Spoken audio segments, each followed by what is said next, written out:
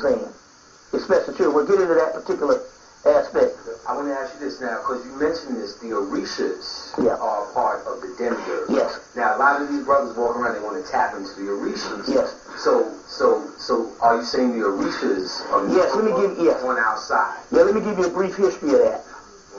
You got Olodumare, who is this father, who is supposed to be the father, but he's more of a father of the astral plane. Legba, Ogun, Obatala, Shango have their hands on creating the earth. They shut Oshun out a little bit, but they have their hands on creating the earth. And in the concept of that, there's some pre-creation deities that are in opposition for them creating the earth. It's the same biblical story of, let me give you an example, the biblical story of Satan and his spawn saying, we're not going to bow down to man. You see what I'm saying? And God saying, you need to bow down to man. It's really a deeper story than that.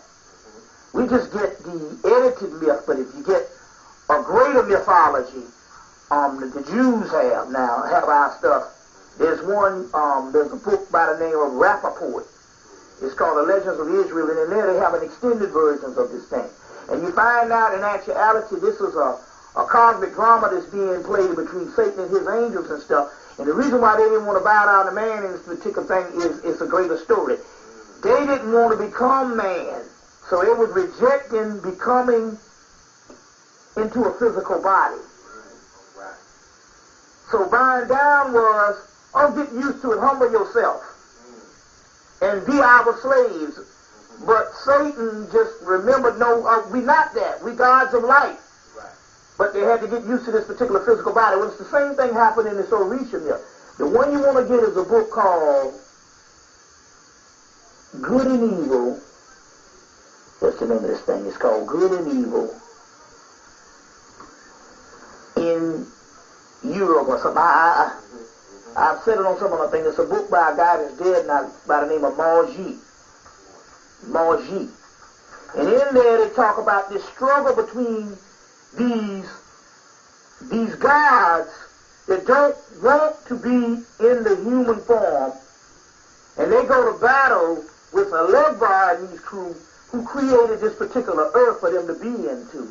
And as a result, the Legbar and them ultimately wins. It's the same story, which makes the Legbar and them these demiurge type characters. They are Olympian deities. So if you want to get a better clarity, you compare this with the Titan story, or the Titans not wanting to be cast down, but Zeus strikes them with an arrow and burn them up and then use their ashes to make man.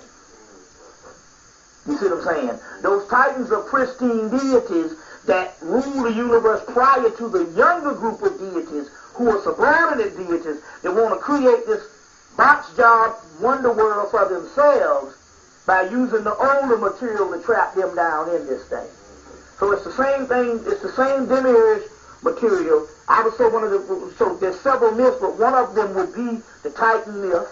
You see, one would be the Gnostic myth and all, and even the Egyptian myth in the coffin text.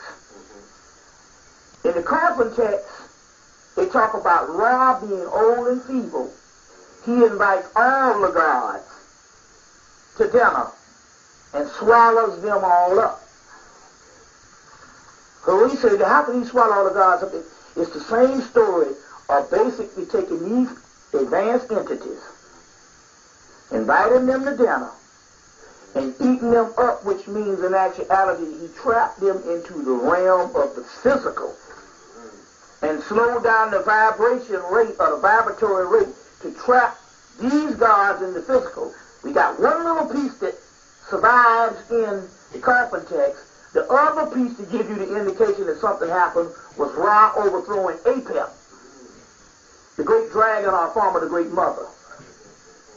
But then again, you have the pre-dynastic mythology going up into Babylon and surviving, where Marduk defeats Tiamat, the great dragon or the great mother. and used her blood to make the earth, her husband's blood came through to make humans. So we're still talking about a pristine ancient deity being trapped in these physical forces by some younger entities, our children. You see what I'm saying? Our particular children. Going back in this, because all this stuff coincides. You got to know about the demiurge and know about this death and know why we're trapped and know what happens after you die in the pitfalls. Right. So so it's the same story. In East India, there are the asuras, these pristine deities that are more superior than the devas.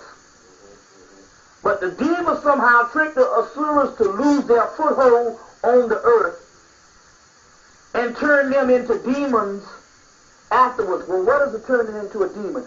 The turning into the demon is basically being trapped in a physical body.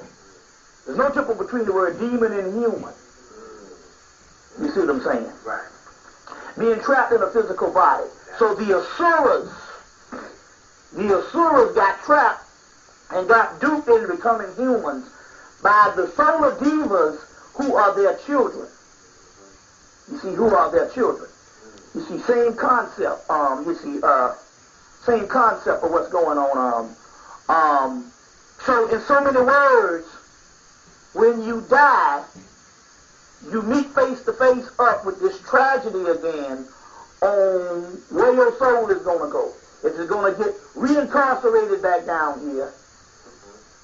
Or is it going to set up the land in the land of the shadows, which is those particular entities that were outside the cycles of time? You see what I'm saying? And were safe not to come back. Now, fortunately, maybe the last 20 years, or at least I know the last 15 years, most of the cycles of reincarnation have been broken. Most of the babies that come to this planet are souls that have been in transition for at least 50, 60, 70, 100 years. So they were in the cycle of transition, already coming back to the planet. But most of the ones now that expire are not trapped into the cycle of reincarnation. In so many words, this so-called astral life or astral plane, because one of the words for the demiurge is called plane. So this astral light or this astral plane has worn thin. It is petered out. It is petered out. You can tell based on the seasons being off. Is one of the indications. One of the indications and stuff. And so, as a result, a lot of people have broken the cycle of reincarnation. And they don't have to come back. So that means it sets up some type of way station that was set up before the ultimate reality of all this stuff dissolving back into this new world. And as a result, we know the last couple of years, that particular way station has become an oasis. You see what I'm saying? It's become an oasis. They're partying all night and all day and stuff like that. So they're partying all night and all day and stuff. And meanwhile, the demiurge of these particular beings have lost their foothold on the earth, and the only thing they're doing at this particular time is they're surviving through the ignorance of the people.